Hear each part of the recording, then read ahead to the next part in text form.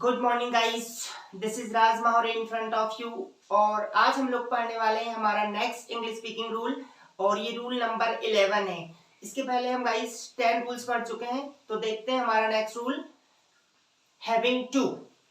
Having to means क्या होता है? जैसे आपने हैव टू पढ़ा था तो इसका मीनिंग होता है पढ़, है ना। पर इसका हैविंग के साथ जब आईएनजी लग जाता है, हैव के साथ जब आईएनजी लग जाता है तो क्या हो जाता है? Having to. दैट मीन्स पढ़ रहा।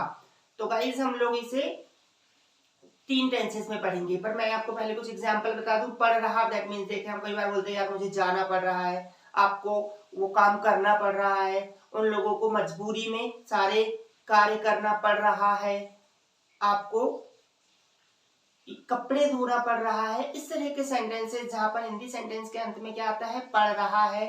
पास्ट कर रहा तो पढ़ रहा था, और फ्यूचर कर रहा तो पढ़ रहा होगा। तो गाइस हम इसी को डिटेल में पढ़ेंगे, तो लेट्स अटेंशन।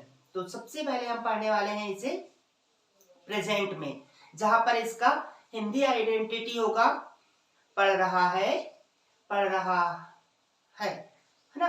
तो इस तरह के सेंटेंसेस, और इसके लिए हमारा जो अफर्मेटिव फॉर्मूला होगा, जैसे कि हम जानते हैं हम चारों फॉर्म में इसे पढ़ेंगे, तो इसका सबसे पहले अफर्मेटिव फॉर्मूला होगा subject is am are having to, verb की फर्स्ट फॉर्म, ऑब्जेक्ट और अदर वर्ड। अब इसी का हमें नेगेटिव बनाना है तो क्या करेंगे हम लोग? हेल्पिंग वर्ब के बाद not, that means is am are के बाद नॉट, यानी क्या हो जाएगा फॉर्मूला?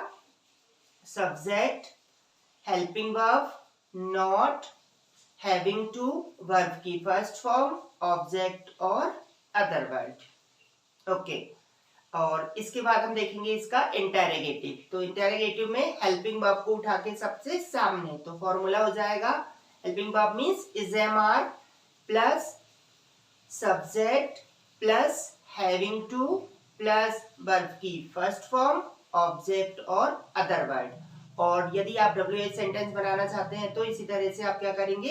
हेल्पिंग वर्ब को उठा के सामने रखे, मतलब इंटेरोगेटिव वाले फॉर्मूले में सबसे सामने WH वर्ड लगा देते हैं।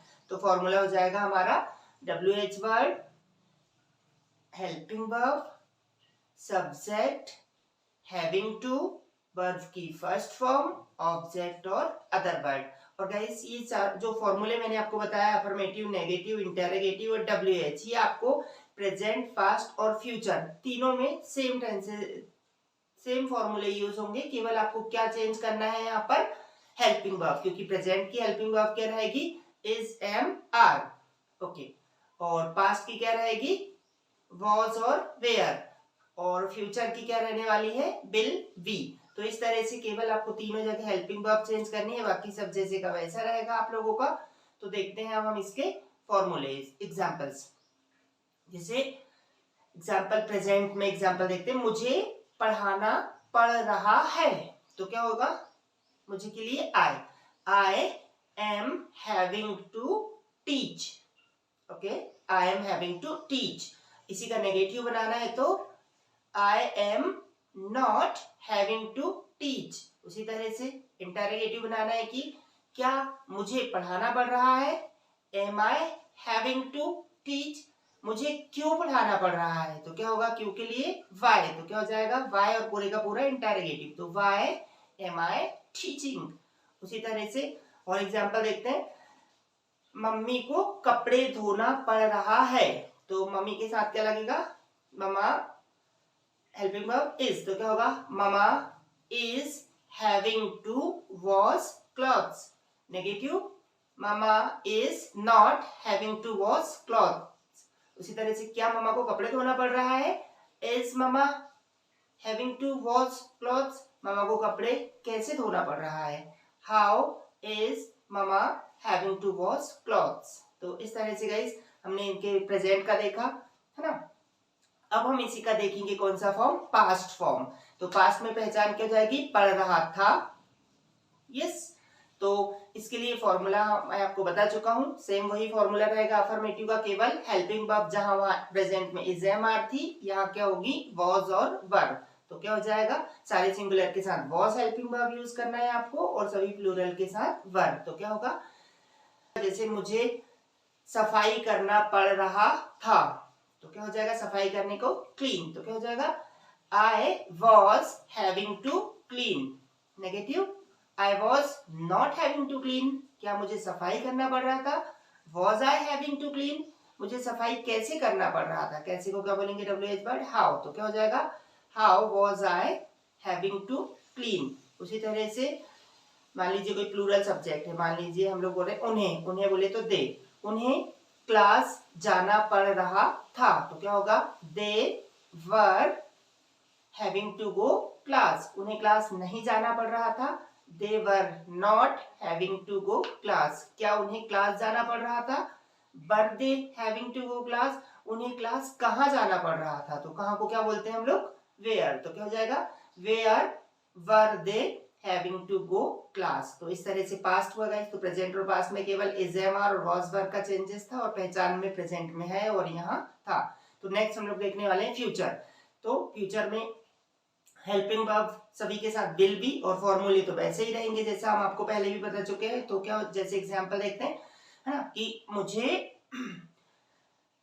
आपसे मिलना पड़ रहा होगा. तो मिलने के लिए मीट. तो क्या हो जाएगा? I will be having to meet you. मुझे आपसे नहीं मिलना पड़ रहा होगा. I will not be having to meet you. है ना. उसी तरह से क्या मुझे आपसे मिलना पड़ रहा होगा?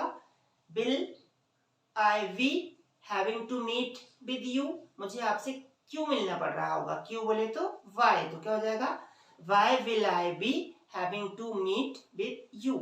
उसी तरह से राहुल को काम करना पड़ रहा होगा. तो क्या होगा?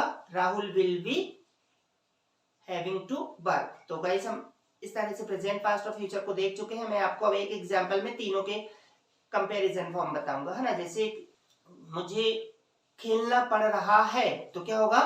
I am having to play. इसी को पास्ट में बनाना है तो I was having to play, और फ्यूचर करना है तो I will be having to play. और इसी के नेगेटिव बनाने के लिए सभी में हेल्पिंग वर्ब के बाद नॉट लगा देंगे. तो गाइस आई होप आप इस रूल्स को समझ चुके होंगे, है ना. तो इस रूल्स को हमें ज्यादा से ज्यादा बोलना भी पड़ता है. जैसे हम कई बार इस तरह के सेंटेंसेस बोलते हैं तो इसे बोलने की कोशिश करें, है ना, और एक दूसरे के साथ प्रैक्टिस करें और चैनल के साथ बने रहें. लाइक, शेयर और सब्सक्राइब करें. Have a good day. Thank you.